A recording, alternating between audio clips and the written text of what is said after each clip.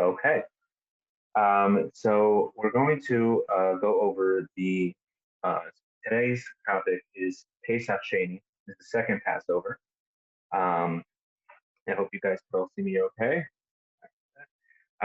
Today's topic is the second Passover, which is falls on the 14th day of ER. Hold on a second. The 14th day of ER, which is going to be this coming Friday, if I have it correctly. Double check that. I don't want to mess it up. It's Friday.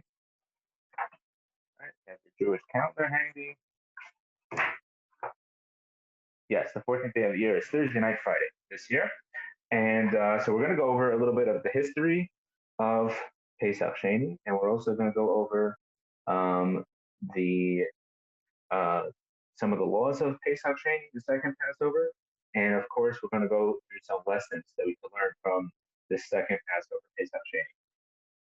So we know that Passover, Pesach in Hebrew, is all about the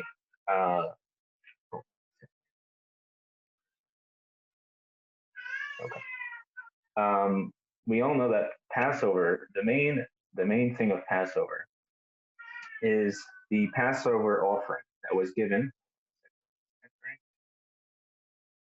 Bear with me. Okay. We all know that the main thing of Passover is, of course, the Passover offering, and the Passover. Okay.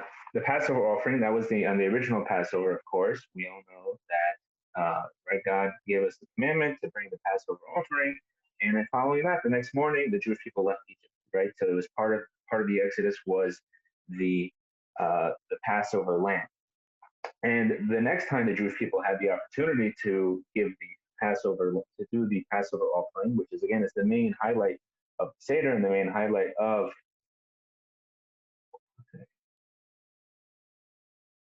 the Seder and the main highlight of Passover was the next year in the times of the Jewish people were in the desert. And that was the next time the Jewish people were able to give the Passover offering. And after that time, the Jewish people did not do the Passover offering until they entered the land of Israel. And that was because of the fact that the Jewish people were not, because of the health risks involved in circumcision in the desert, and being that circumcision is a vital part of the Passover offering, the Jewish people were not able to.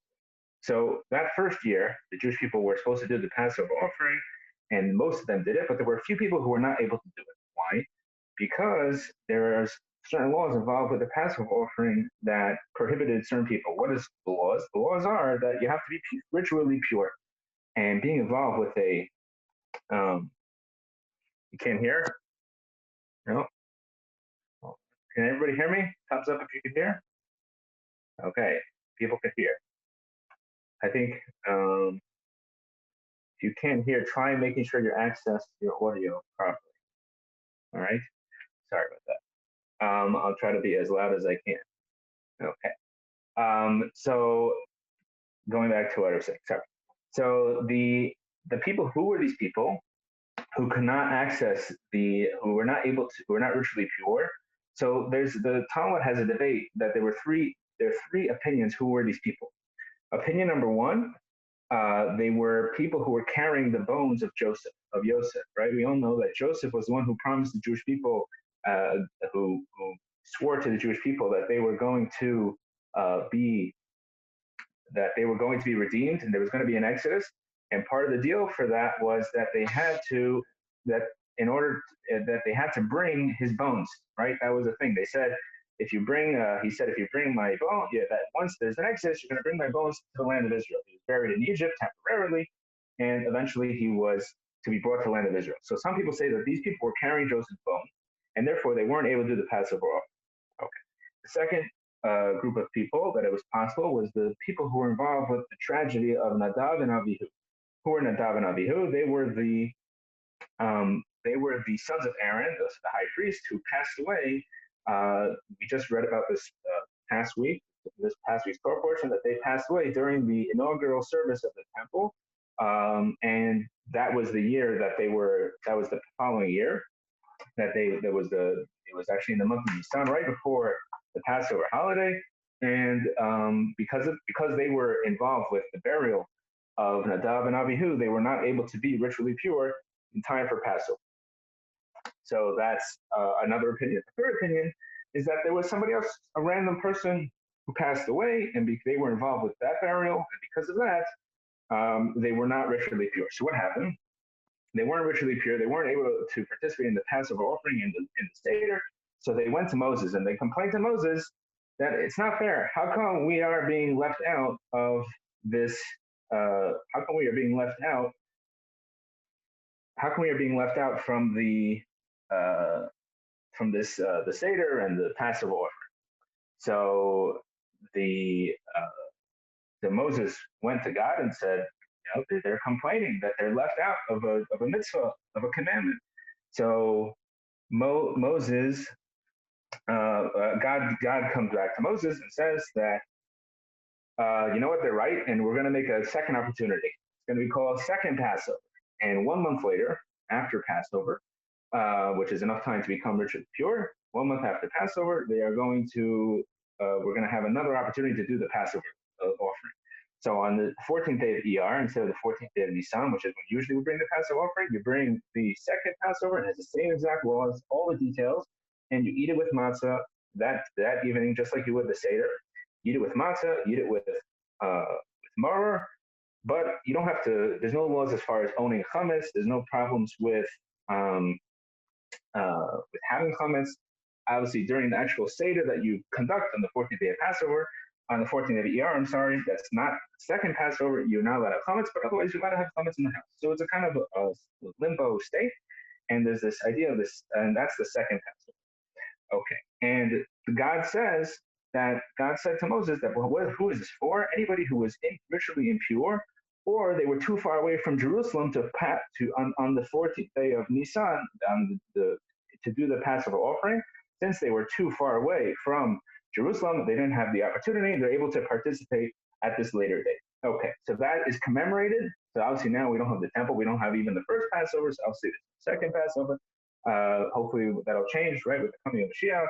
But right, and now in our current situation, right, there's no Passover offering, so we commemorate it by eating matzah. People have a custom to eat matzah this coming Friday, or Thursday night, depending on your custom. Different people have customs, either the night or the day. They're both good customs.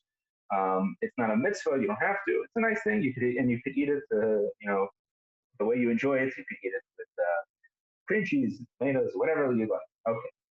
So now, what is this idea of second Passover? It's a very interesting concept, and it's very rare in I think it's the only mitzvah that I could think of that God actually gave somebody a second chance. Right? Usually a mitzvah, it's over once you missed. If you missed it, you missed it. Right? If, for example, if a person did not put on tefillin one day, the next day he can't put on tefillin twice. Right? That's it. It's over. Right? So what do? You have to pray. You have to ask God for forgiveness if you did it on purpose. If it was accidental, you have to also pray and ask God that you shouldn't come to that kind of situation, etc., etc.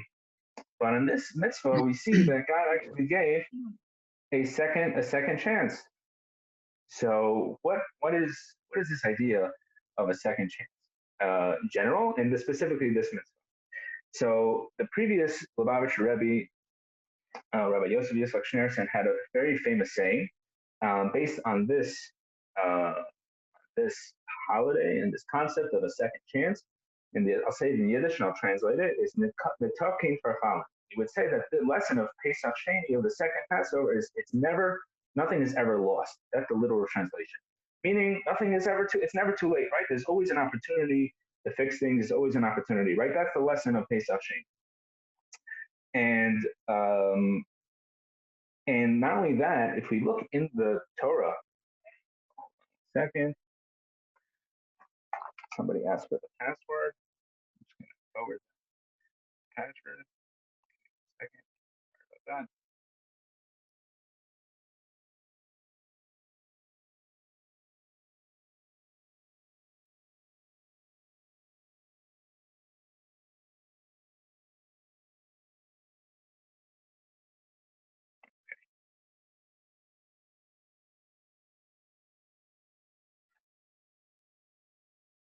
All right, sorry about that. Juggling a little bit over here. All right. See me? Yes. Okay. So what? So again, going back. If you look in the Torah, in the story of the second Passover, so God says to Moses that uh, when he says the words that who are people who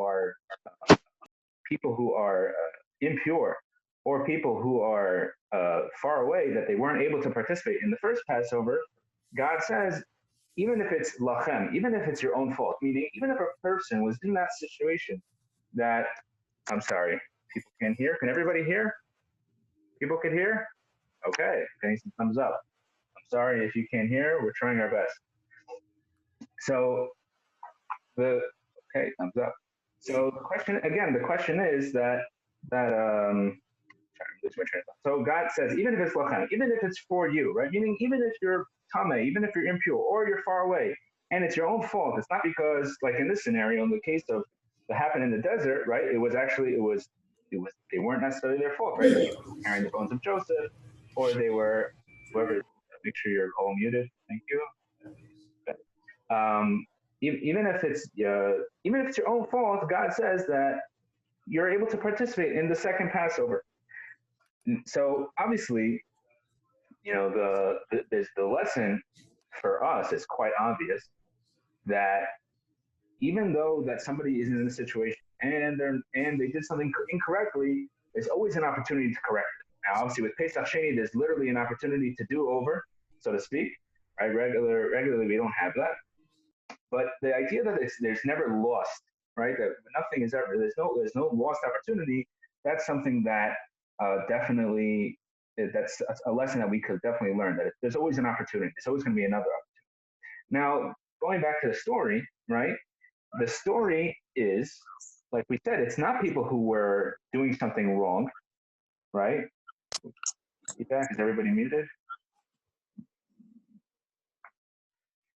They weren't doing something wrong, right? Again, the three opinions that we brought from the Talmud was that either the people who did Pesach Sheni were carrying the bones of Joseph, or they were dealing with the people who had passed away, Nadav and Avihu, right? Okay, everybody's there, right? Or they were people who were helping some other Jewish person who had passed away. So obviously, they didn't do anything wrong.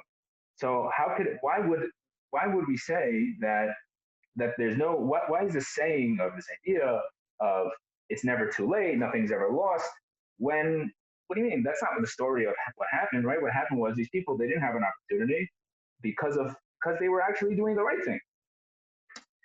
And if you think about it even deeper, the question is why would they complain, right? We know the in Jewish law, certain things take precedence over other things. For example, we're all now in the situation, we're all stuck at home, we're sitting here on Zoom, right? And we're not able to pray with a minyan. We're not able to read the Torah. We can't say Kaddish for a loved one or even a mitzvah from the Torah, like visiting somebody who is sitting Shiva, God forbid, right? We're not able to do these things.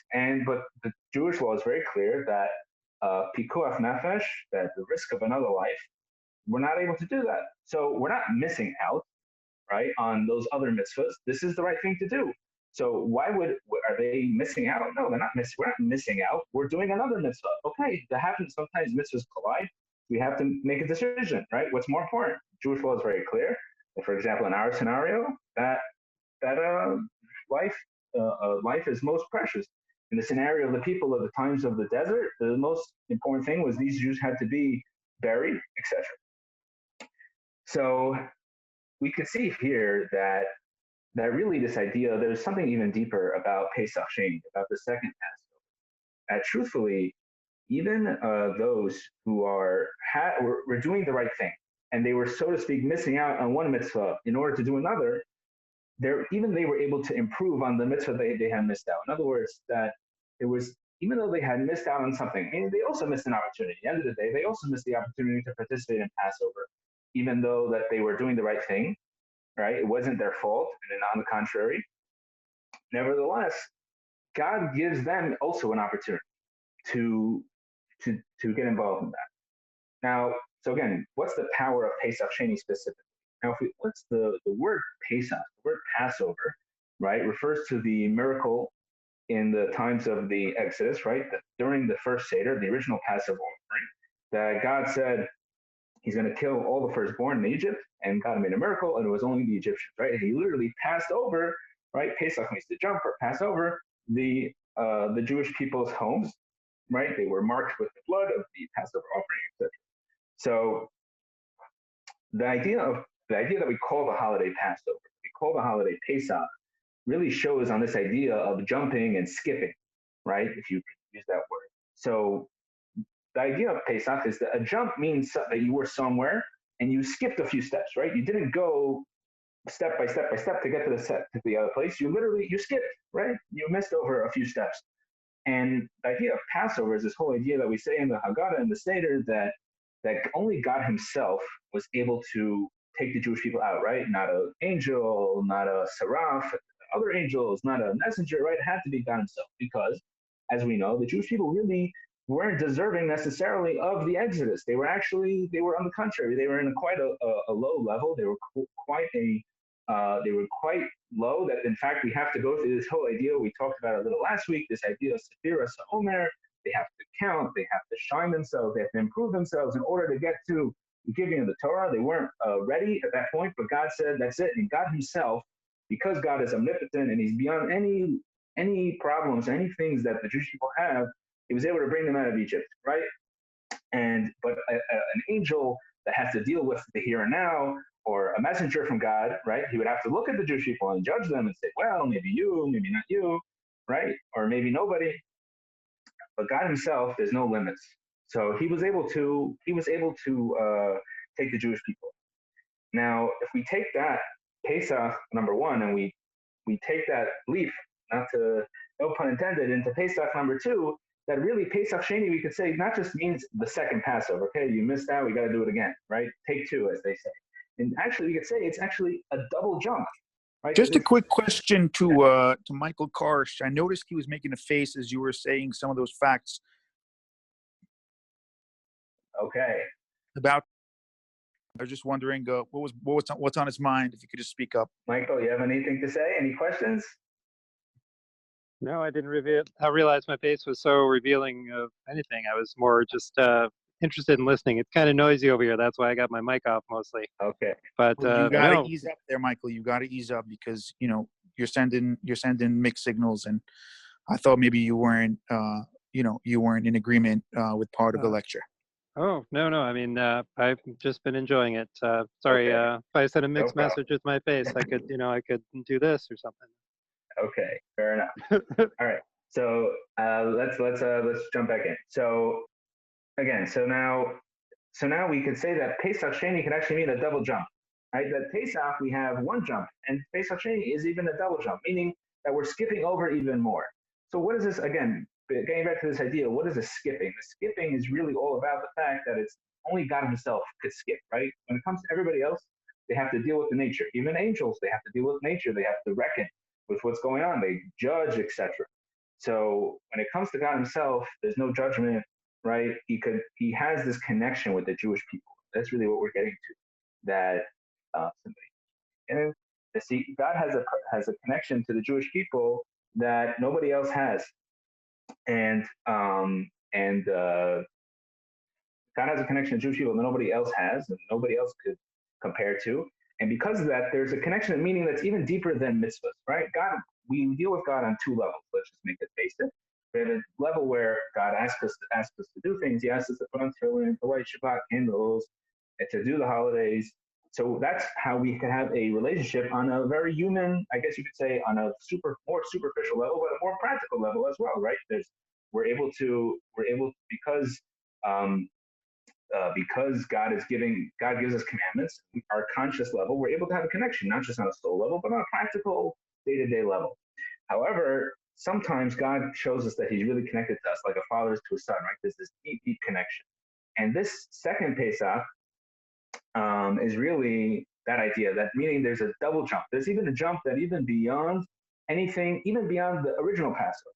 And that's why that even a person who did something wrong is able to connect to that so to speak, that part of God that's beyond anything, right? That deep connection, that essence, right? The essence of a Jew connected essence of God. And that's why it doesn't really matter the fact that he missed out on the first opportunity. There's a second opportunity.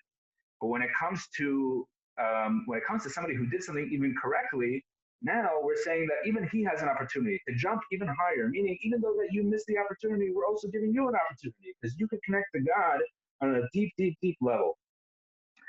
And now we going back to the original saying that we started off with, the previous Lubavitcher Rebbe's famous saying about Pesach Sheini, about the second Passover, that nothing is ever lost.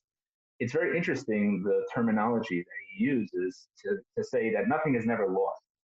And the idea of something in Hebrew, you would say a matzia, right? Something that you found, right? So meaning that something is always found. What is the idea of a matzia?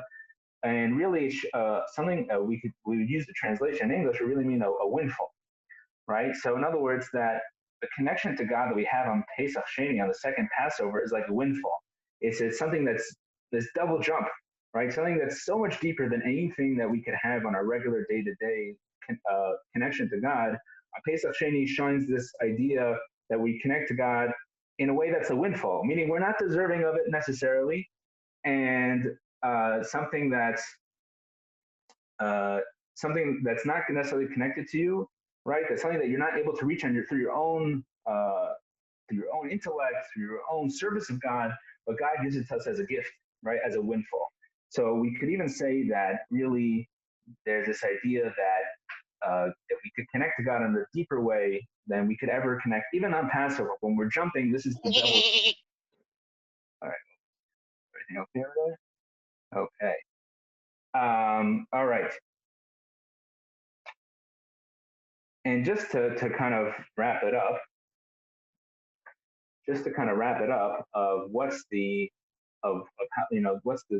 lesson for us, besides the fact that obviously God is connected, that we have a connection to God that's deeper than anything we could ever imagine, and even our service of God. In other words, that's why we could able to fix what we did wrong, right? And like we said, not only that, we could actually bring even our service to God that we're doing correctly on a higher level.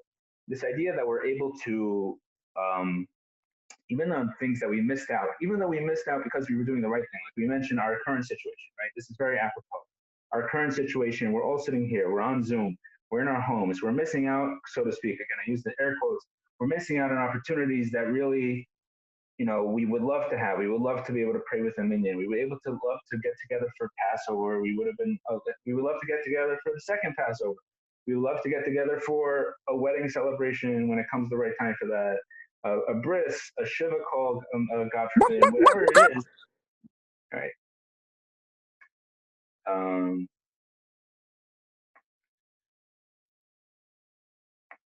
Sorry about that.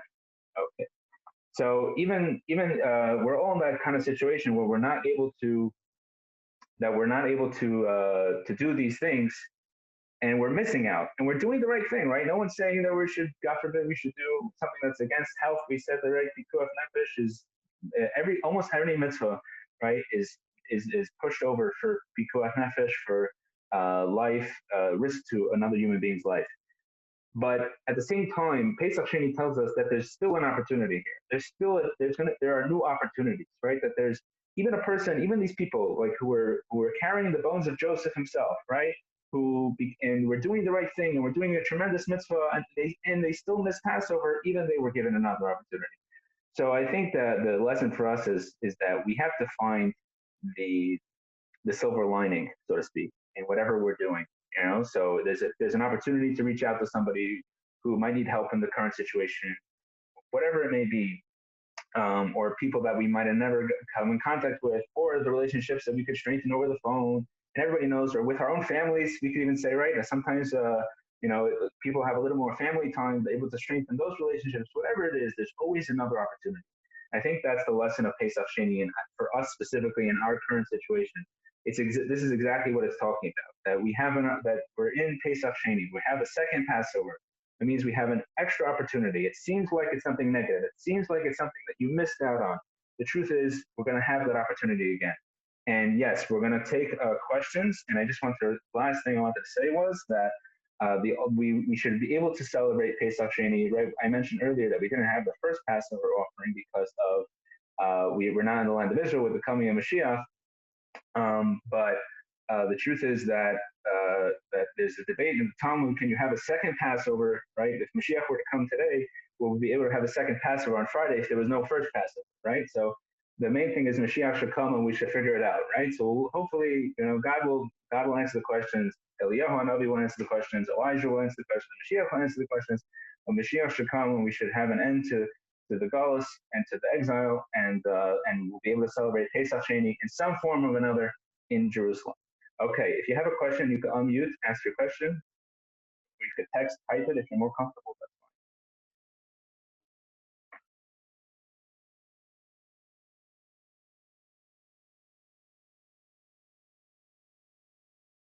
You could message me privately, Carol. Okay.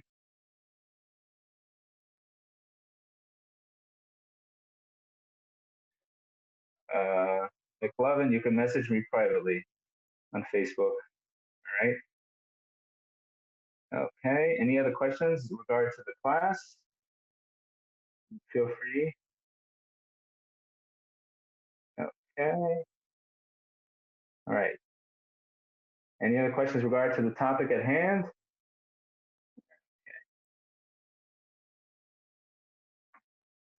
Okay. Anybody else? All right. Well, if nobody has any questions, then somebody? No, nobody. All right. If nobody has any questions, we're gonna do this next Tuesday as well. Looking forward to seeing everybody again. If you missed out, or we could send you a. If you missed out, we could send you a recording. If you know somebody who wants to get a recording. And I want to wish everybody a wonderful second Passover this Friday. Celebrating however you like, and with matzah, if you have some matzah, be a nice way to Rabbi, celebrate. Yes. I think McLovin was trying to raise his hand. I keep seeing it come up on my thing. I don't know. Yeah, it's fine.